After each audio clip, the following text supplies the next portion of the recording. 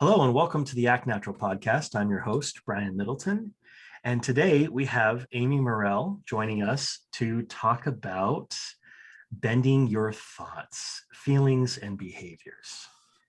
Welcome, Amy. Thank you. I'm glad to be here. I'm definitely glad you are here as well. Amy, could you tell us a little bit about yourself? Sure.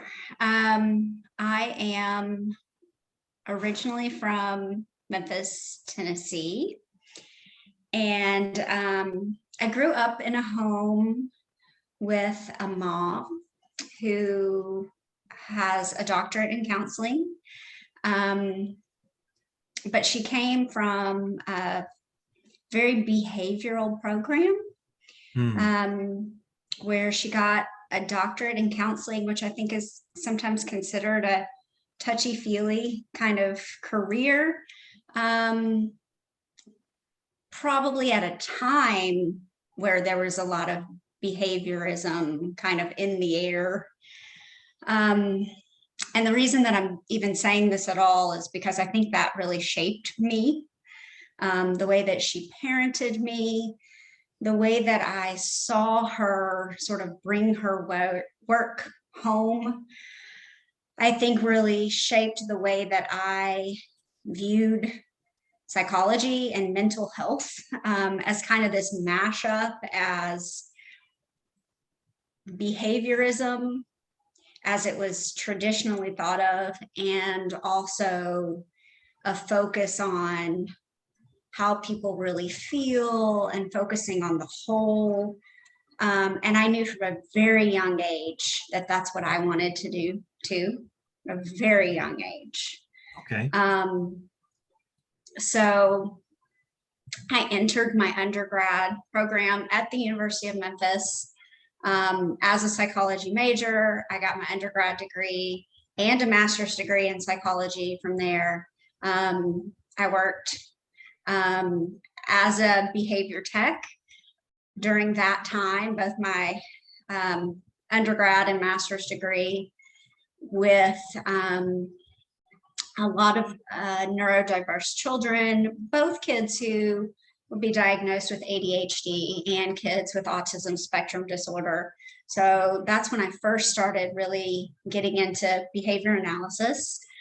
But then I went to get my clinical psychology degree at the University of Mississippi, and that's where I got exposed to ACT and the contextual behavioral science world. Should I keep going about introduction kind of stuff, or if you're comfortable with it, we can stop wherever you want. Like this is a big part of understanding why it is that what you have to offer, which I think is really fascinating, but I'm kind of biased, is important. So if you feel comfortable adding more, then great. And if you're okay stopping there, then go for it. Well, that still puts me in grad school, and that was a while ago. So I guess I should keep going. So I started doing ACT then with youth and with parents under Kelly Wilson's supervision. I was actually his first PhD student. So, oh, wow. And I got my PhD in 2005.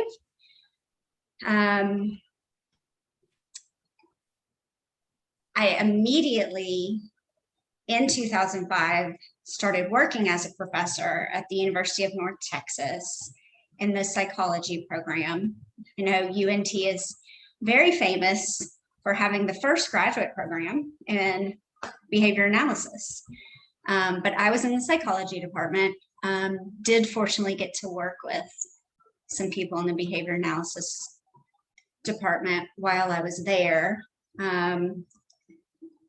Did some grant work with some people there, had some of their faculty on my students' thesis and dissertation. So I got to have some overlap, which was really nice.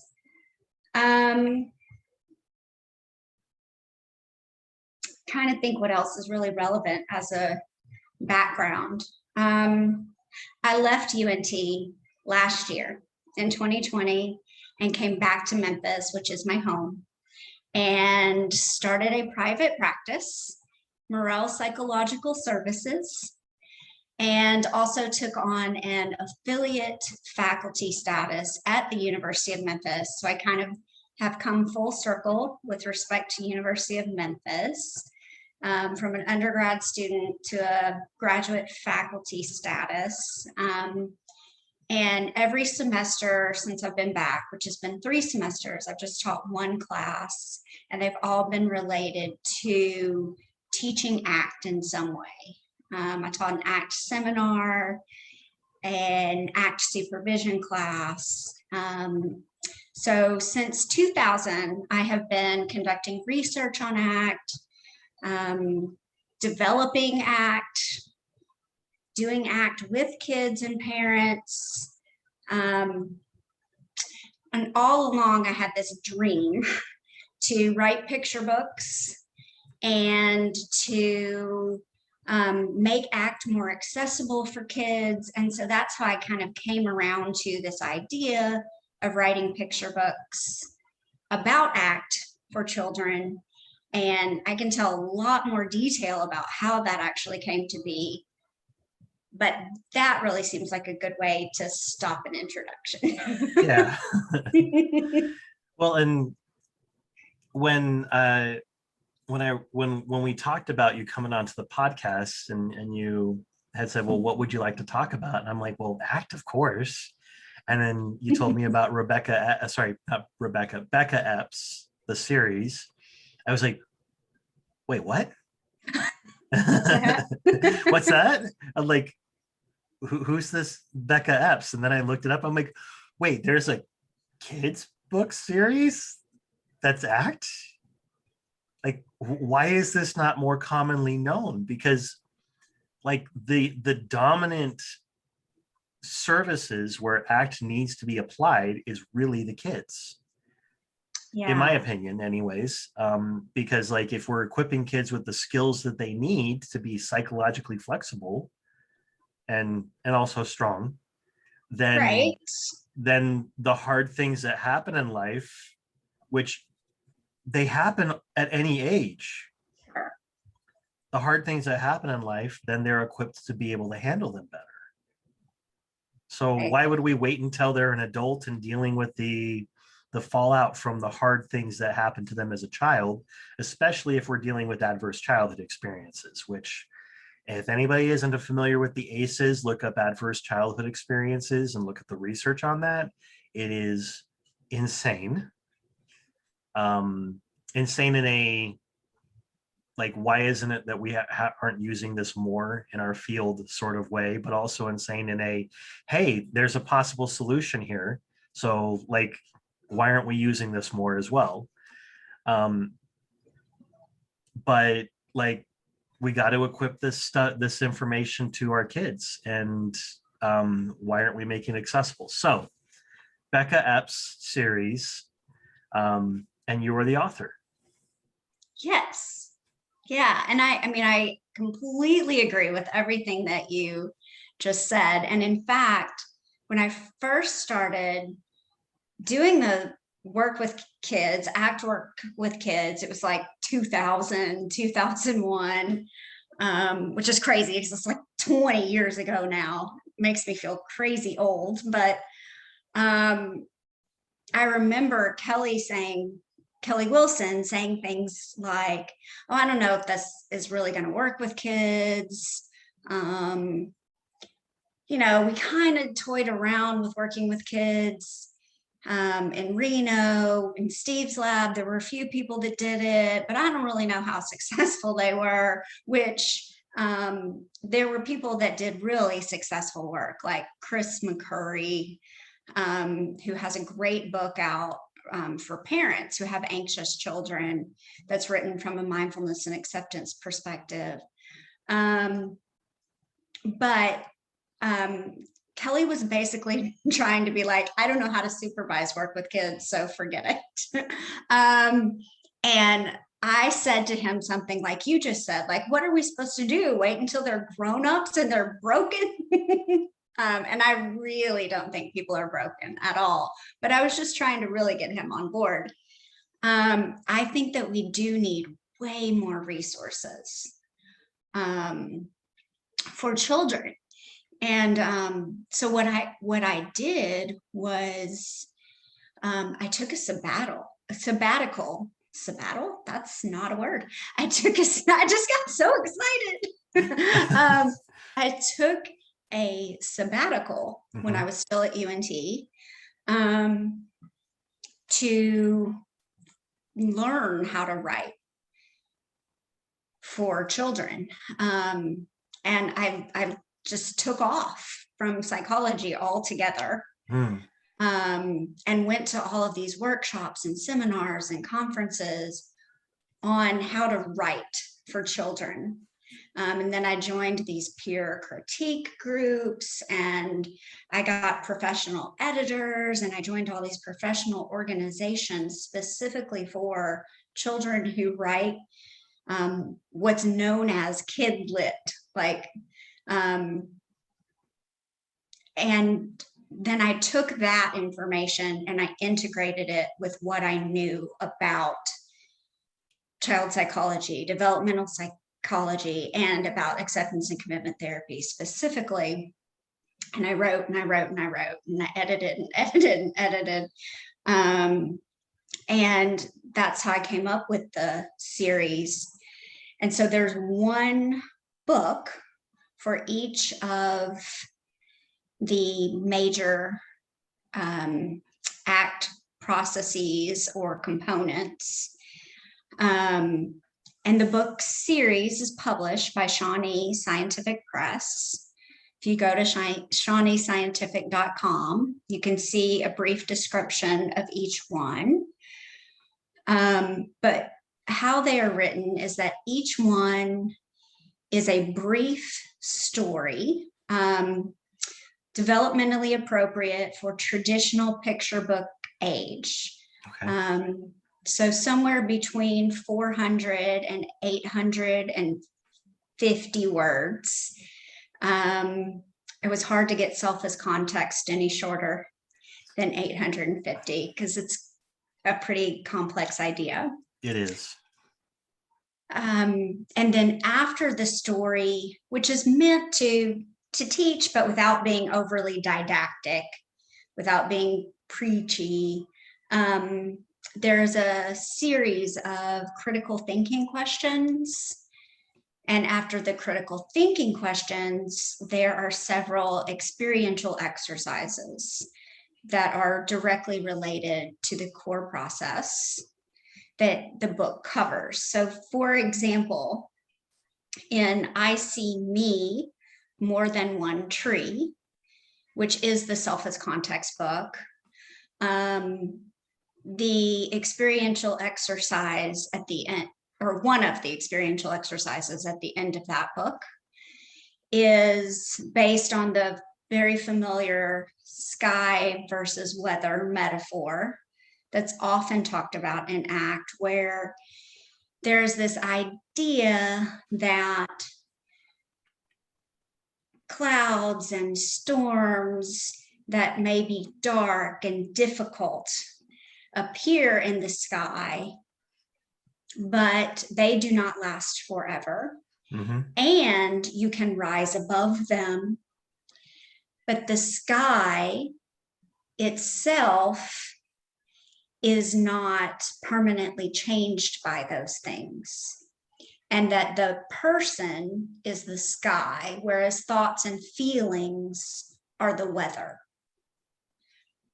And the exercise is that you can take a piece of blue construction paper or a blue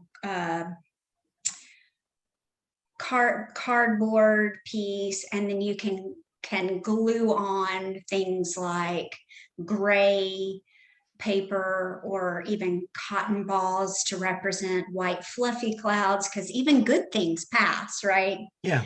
And illustrate that those things pass by over time, but that is not who the individual is. The individual is the background, the container. Yeah. And so each of the books has the story itself. But then in the end, they have these exercises. And just to give you a sense of what the stories are like, and I know that people won't be able to see pictures, although you can. I because the pictures are here, if you're okay with it, I'm probably going to put the video out too, but only if you're all right with that. Normally I don't do that.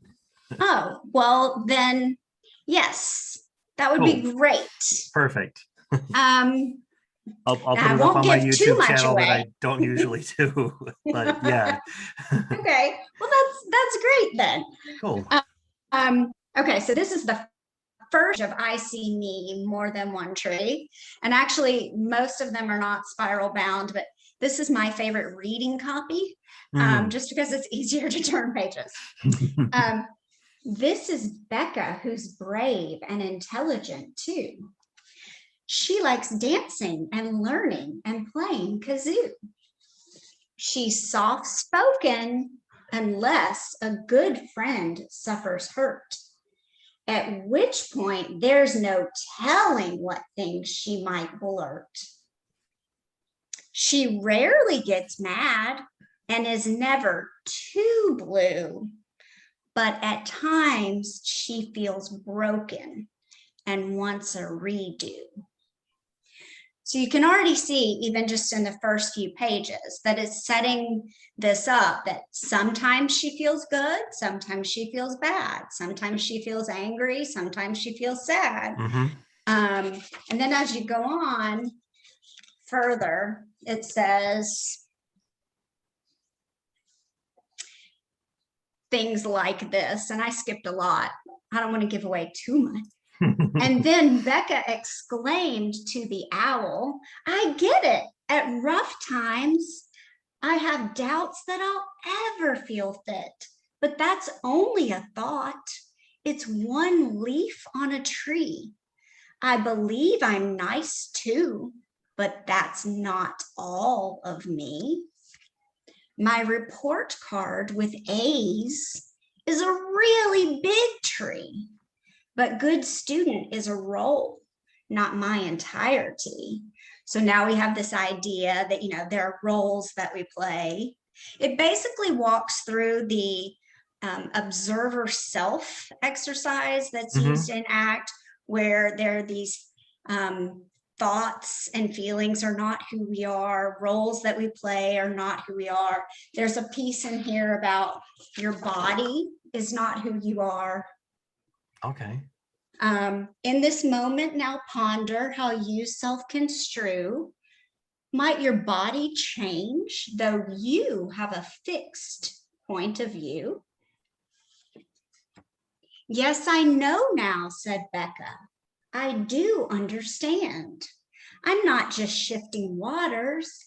I am all the land. All my thoughts and my feelings, my roles and disease, they touch me and they change me.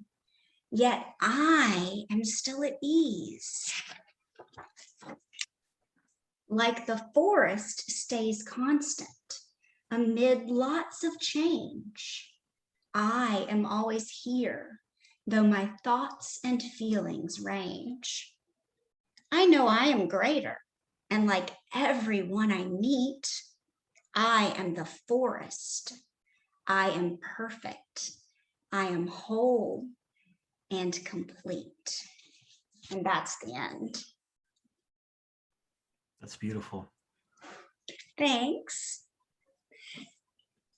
I also really like the rhyming because I'm a bit of a poet, so wordplay is one of my favorite things, but there you go. So that one is that the I See Me? Yes, I see me more than one tree. So like it says, my report card with grades is a really big tree. But the idea is that even a really big tree is not all of me. Mhm. I am the forest, right? So then, like in the critical questions, it says, what do you think Becca means when she says, I am the forest? Hmm. And then it says, can you name both good things and sad things about Becca's life? What about your own life? So these are the kinds of questions that are listed in the critical questions. And then, I've given you an example already of like an experiential exercise. So Yeah. every book has that same kind of format. So it's both something that the kid can read and experience themselves, but also gives the adult guidance on how to go through the process and teach the skill and practice the skill with them. Exactly. That's exactly right. I think I need these books for just me. I have used them myself, even though I wrote them, and I have used them with adult clients. And every single one. So that one is the only one that rhymes. It's kind of like an allegory. Mhm. It is the longest one. This next one is like a little bit more fun. It's Becca Epps Learns to Be, and it's about contact with the present moment. It's got some singing in it, like it has the bingo song. Okay. Hokey Pokey is in here. One thing that I really would like to point out is that Melissa has, without being like really over the top, in your face, but just been very inclusive in her Uh-huh. drawings of people. This is Becca's best friend, Jenny. This book is very autobiographical. Here, Becca is not being very careful. She bumps into Jenny's desk. And here, she actually punches this little boy, which I really did do when I was in second grade. So Becca Epps is you. Yes, and if you asked me about my Facebook name, if you look really carefully, you will see that Becca Epps is very similar to Rebecca Epstein. I had a feeling that was the case, but But here's a little learning opportunity in here. So she says, I go right past that stoplight that Mrs. Kneebaum taught us. I skip the red when you stop, listen for the smallest sound, and take a deep breath. I pass the yellow when you think about all your choices. I just punched like a grown-up punches the gas pedal when the light turns green. And then she says, thump, thump. My legs are anchors. Tears stream down my warm cheeks. I want to throw up. I observe what's going on in my body. I pretend I'm a curious scientist. My mom says to do that. I don't like noticing how my body feels. Not now. So this is right after she's punched the little boy, and she's trying to, be mindful. And it just reminds her of like, oh, I just did something bad. And so it says, I start singing silly songs instead. So she gets a little avoidant.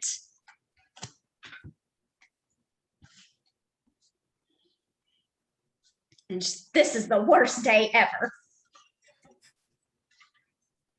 But then, which to her in that moment it is. Exactly. That's exactly right. But then she gets a drink of water, and she closes her eyes and she takes a breath. I close my eyes and imagine being in the forest by the willow tree. It is my favorite place. I focus on this moment. I wish I didn't have a bad temper, but it's okay. I'm not always in an angry mood. I need to apologize to Tommy. It's okay. I still feel sad, but I feel relaxed too. And so at the end of this one, the exercises are all about contact with the present moment. It talks about yoga. It talks about taking bunny breaths, which is why there's a bunny here. So the exhalation is longer than the inhalation, which regulates your vagus nerve, which it explains in here. Cool. That's what that one is. It's not often that I see people explaining that particular bit, because I know a little bit about that, the different types of breathing, and people kind of give me this crazy look, like, what are you talking about when I talk about how, like, the way you breathe determines what part of the nervous system you activate. Yeah, absolutely. So good. Thank you for including that. I think it's important. It is. Yeah. Yeah. So it is explained in there. Do you want to see more, or Please, like, whatever you want to share. This is fantastic. A lot of, in the mindful behavior group, we have a lot of people who are asking questions like, I work with kids. What are some resources that I can use? Where are some things that we can do? And, like, I'm really hoping that this is a resource that helps a lot of people. And by showing these little snippets, I think that demonstrates that this is more than just a happy feel good book. Like, it actually has a function. Like, yes. not that happy feel good books are bad, but like, to be fair, when I first saw the price tag for the book, I was like, $20. That's quite a bit. But now I'm seeing what's in the content of the book, and I'm going, wait, $20, that's it? So, Oh, good. And I will be honest. I had nothing to do with that. Melissa and I thought, oh gosh, $20.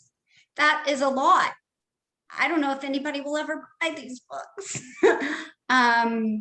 But after we saw them and we saw the quality of them, we saw how great Melissa's pictures looked inside of them. We were so pleased, and we were so proud of ourselves and proud of the work. I mean, just honestly, because we've seen them be really useful. I mean, both Melissa and I are using them a lot in session. yeah. And seeing kids and some adults too find them really useful, and have changes in their behavior after interacting with them. Well, and for anybody who is not familiar with the behavior analytic portion of this, which behavior analysis falls under contextual science, so contextual behavioral science. The behavior analytic portion of this is found in relational frame theory, and ACT, as it applies to a behavior analyst, is these are self-management skills. Absolutely. And we're teaching self-management skills. So even if you don't have degree and certification in counseling, you can still teach the skills. Just remember that we have to fall within our scope of practice. So if you start falling into the counseling portion, please don't go there, because that's outside our scope. But if you are a counseling therapist, anything in that area, then this is well within your scope, and this is also a tool that you can use to help you. But if you imagine a little Venn diagram, we have overlap when it comes to the skills that we teach. And self-management is the most ABA thing that you can do. In fact, that's our goal. Like, yes, DTT and NET and differential reinforcement and all the other big old terms that we like to use and overwhelm ourselves and others with. Yeah, those are all there. They're a part of the process, and they're definitely things that we've observed that occur. But ultimately, the goal is each individual manages themselves, which is one of the reasons why I say with no hesitation that one of the reasons that I think that I passed the BACB's exam on the first try was because of ACT. Yes, I knew, I studied all my terms and did all these other things, but if I had not had the grounding and the self-observation skills, I'm convinced I would have passed out. But even if I hadn't, I would have been a nervous wreck the whole way through.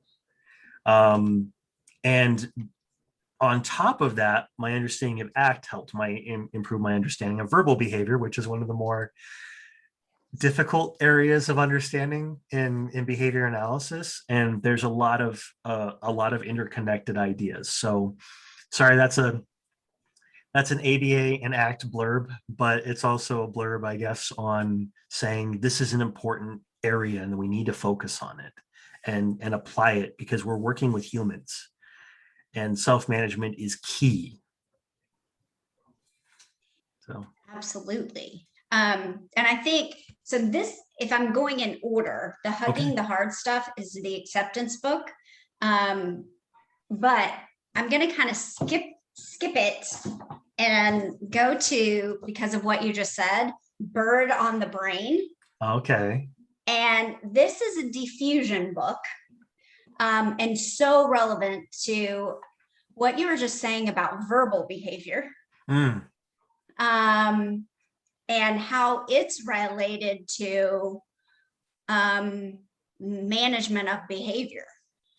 So in Bird on the Brain, this bird, whose name is Stony, is a metaphor for Becca's mind, basically, for all the verbal junk and the good stuff that goes on in between her ears. Mm-hmm.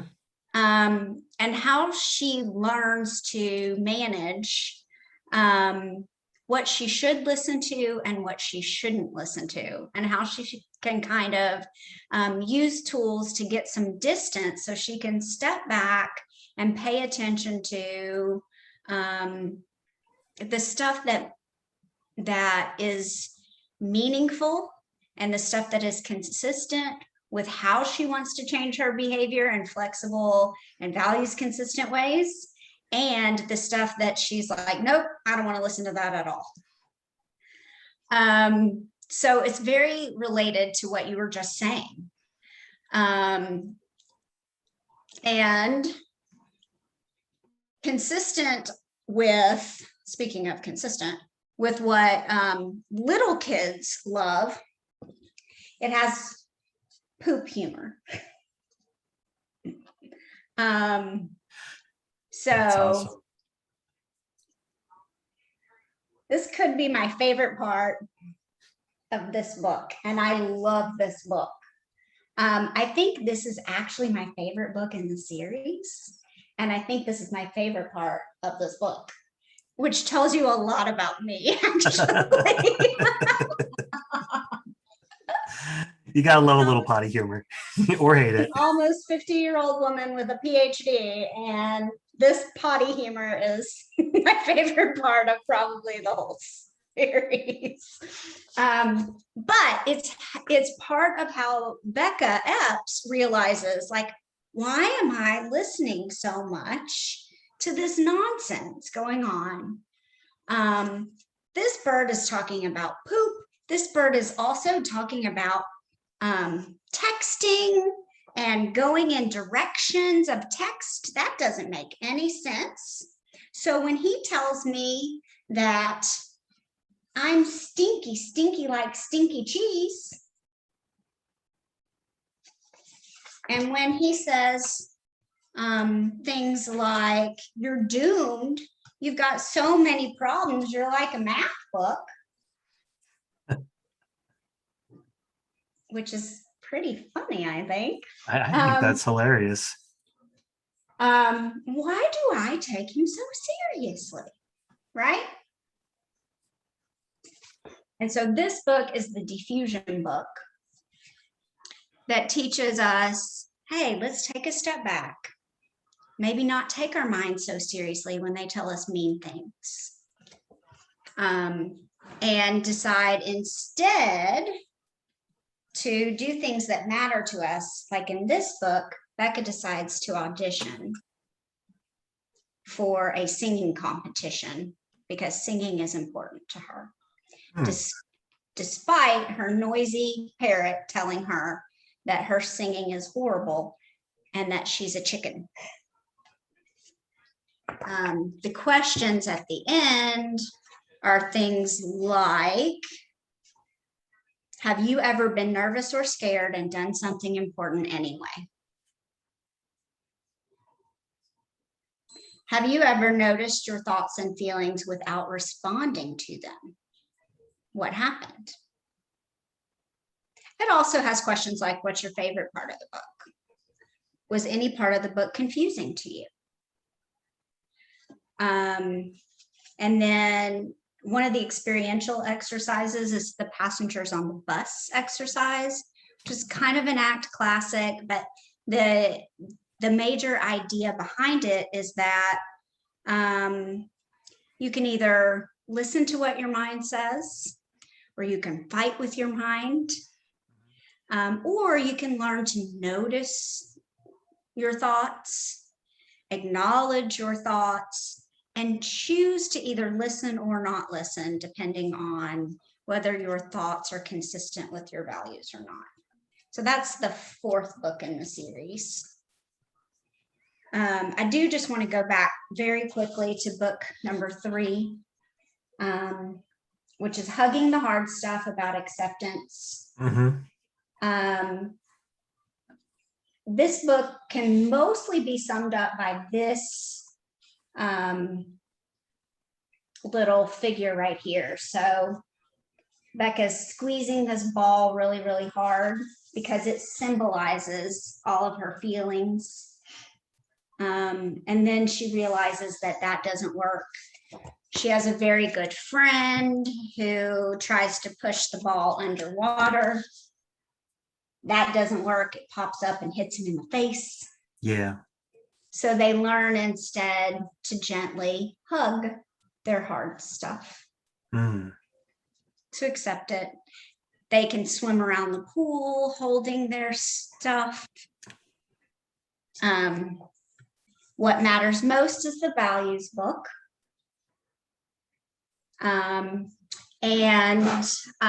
This was very, very, very special to me for many reasons. I mean, it's a values book, right? Yeah. But I wrote this book in the transition from Denton, Texas, back to Memphis. So you were going through and working on what matters most for you. Exactly. And I actually ended up setting the book in Memphis. And it starts off saying, Becca Epps lives in a big city by a big river with limestone bluffs. And this whole book is set in Memphis. And we see Becca doing things like going to a nature museum, going to the National Civil Rights Museum, going to Beale Street to listen to music, which is a famous place in Memphis to listen to music. And one thing that's really important again here is that there's a lot of diversity represented. Even Becca's family is represented with different racial composition, which actually happens to be true in my family. And Melissa knew that, and so she drew it that way. They go to the Mississippi River to have a picnic.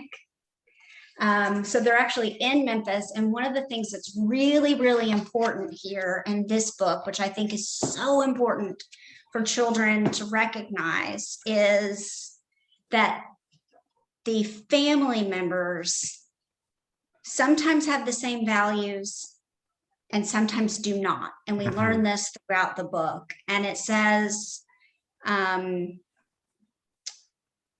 they have different values. And it says, do you have any of the same values as Becca? What about her cousin Lissa? Do you have any of the same values that she has. What happens when family members disagree about what matters most? So those are the critical question kinds of things. And the experiential exercises are things like working together to build bridges that represent individual values that then collectively come together to represent a family or a community value. And the last book is about committed action. And it's called Becca Built a Garden. And these are my favorite illustrations because I just think Melissa did an incredible job drawing in a beautiful, beautiful way. And this was really, really full circle for me because when I was 3 years old, I wrote a book about a garden. My dad illustrated it for me. And then I really built a garden. And in my new home in Memphis, Tennessee, right after publishing this book, Talk About Committed Action, going out and doing something that mattered, I really built a garden. And so in this book, Becca decides that she wants to build a garden. But again, her inattention and her impulsivity kind of get in the way. It says she doesn't notice much around her. She's too excited to pay attention to the poster. And there's this poster that says, plant these things together, don't plant these things together. And so she goes out, she just like doesn't, pay any attention. And what happens is she goes to this community garden and she plants things together that aren't supposed to be planted together. And again, we see the same stop sign that we saw in Becca Epps Learns to Be, the second book. And she says, I need to stop, look, and think about consequences. I forgot the stoplight again. I can't fix this alone. I need help. And Tommy makes a return visit. That's the same boy she hit. So now we have kind of a guess that he did forgive her because he's come back to help her. And he says, yeah, that is good. I will help you. I know that look. You're overwhelmed. We can move your plants together. We'll ask the adults to help us too. So again, this idea that committed action requires slowing down, paying attention, but also asking for help, which is so important in terms of social engagement. Becca looks around. She puts her hand on her heart. Her shoulders glide down her back. Thank you, Tommy. Now I do remember that the chart said lettuce is good next to beets. So then the grown-ups and the kids work together. They move things around and they build a garden that is safe, sustainable, and sufficient. Then Becca texts her friends to plan the watering, pruning, and picking schedule. And then they drive home, and there's a little bit more that's kind of related to the beginning of the book. There's a circular structure, but since we didn't read the beginning, that's okay. Check that out on, yeah. We'll have to go by it. I have to go by it. That's exactly right. So that's the whole series, really. Little bits and pieces of the whole series. That's wonderful. I'm really excited for this. I hope that this serves as an excellent launching point for folks, that it gives you some resources of some things that can be used to help the kids. And I'm going to make sure in my show notes to link to each of the books, because thank you. That'll make it easier for it to be found.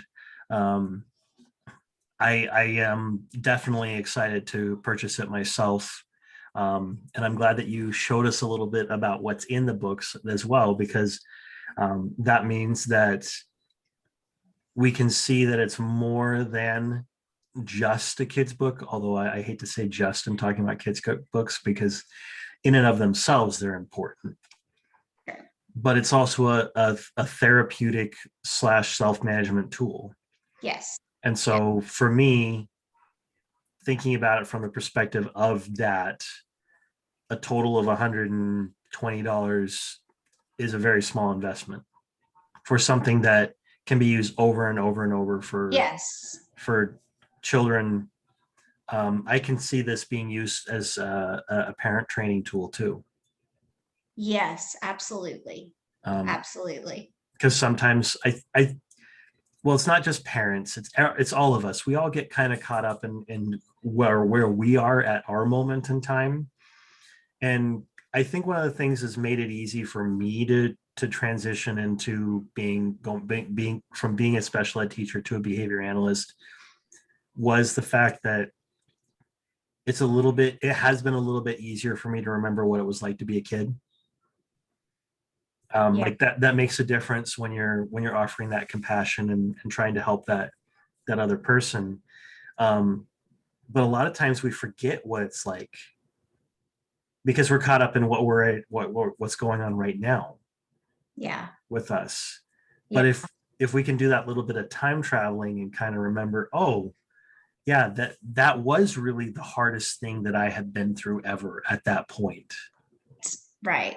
And even if we haven't been through exactly the same thing that the other person that is across the um, on the other side of the room, across the table, across the mat from us, whatever context you want to think of it in, um, even if we haven't gone through those experiences, we can still have that empathy. We can be like, oh wait, I've experienced something like this, and then I can have compassion for that other person and not only do a better job advocating for them, but also advocating for ourselves. I think one of the biggest issues that I'm worried about when it comes to any of the human services, not just behavior analysis and counseling, is the struggle that we have of self-care.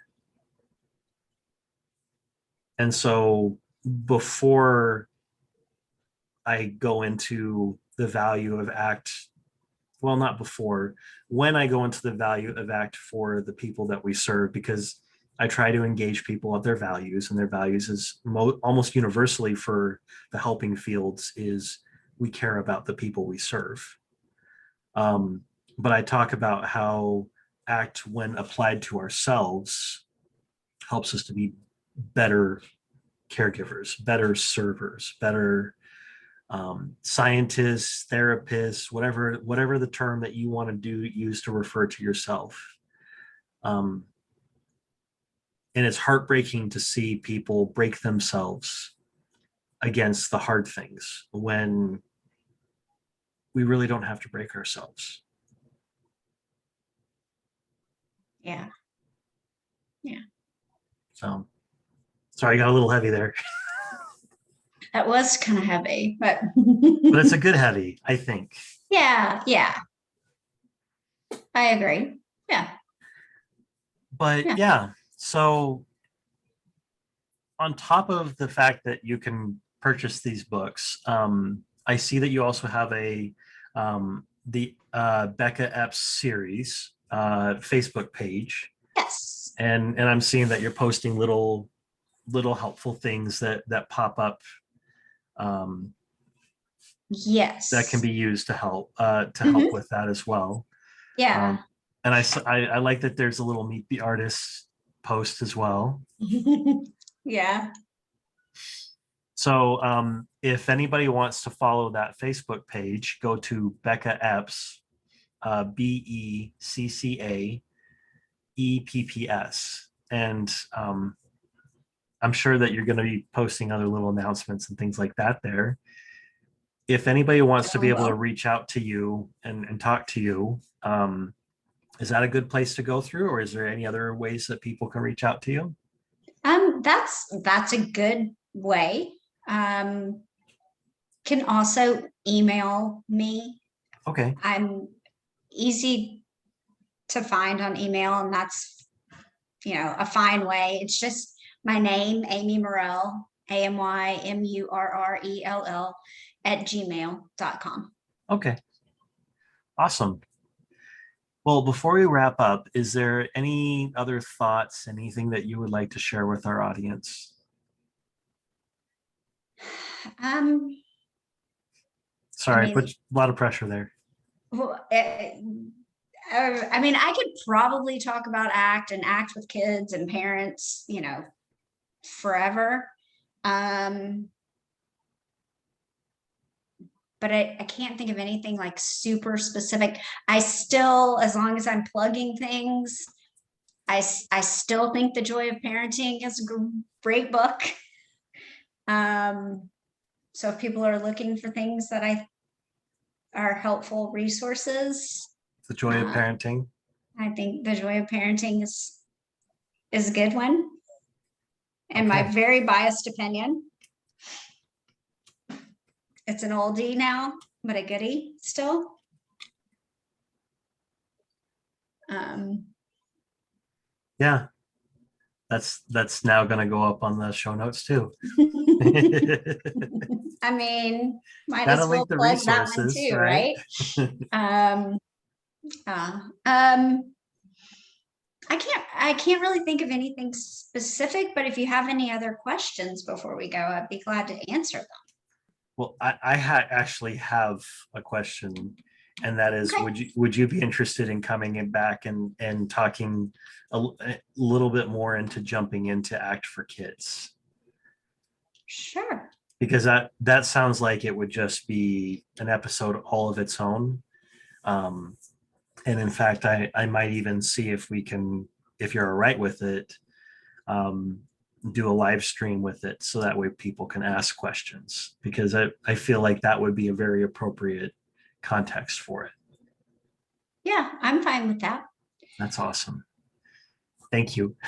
Yeah, you're very welcome. Um, I do sometimes stammer, stutter, take a little longer to answer questions than I think is ideal, but eventually I always get to something. And it's usually good, but it just sometimes takes me a little bit. So there's that with the live stream. Just go ahead Well, and say it. and this is something that I had to get come to terms with, because when I started Bearded Behaviorist, the reason I was confident to do that was because I could post memes and pre-prepared graphics, and I could write things down. And if I made a typo, I could easily fix it more often than not, stuff like that. And I and I stutter and stammer and stumble over my words pretty frequently. And so it took me some ACT application to realize that regardless of whether I stumble, stammer, stutter, and make those fun little crazy words that aren't words, Right. because I do that all the time. My personal Me favorite too. is Crockroach, a cockroach crocodile combo. I'm also a bit of a nerd, so that led to an amazing D&D session. Just saying, best monster ever. But the point being is, I just had to come to an acceptance that, like, there are going to be people who are going to judge me for that. But what are my values? What do I care about? Right. And so I've accepted it. And as I've accepted it and practiced accepting it more and more, I'm less concerned about those stumbles and stutters and stammers. But interestingly, my stumbles, stutters, and stammers have gone down. I'm sure that, yeah, So, that's true. Yeah. so Yeah. I think it's pretty interesting how those things interplay with each other. But Yeah. either way, thank you for being brave and coming on and sharing this with us. And I look forward to arranging for another time for us to meet up. And I think what we'll do is link it up with mindful behavior, so that way folks who want to participate can observe through mindful behavior. Um, I really, really appreciate it, you coming in and taking this time. We'll go ahead and wrap up now, if that's all right by you. Sure. Folks, remember that the Act Natural podcast is an open source education material, which means that all or part of it can be used towards continuing education and services. There is one exception to that, though, and that is the video that's being put out with the images on it are copyright. And so you do not have permission to distribute or reuse those. We need to make sure that we're honoring and respecting the copyright that is held. So keep in mind that discussions regarding in the audio in discussions, that's perfectly appropriate.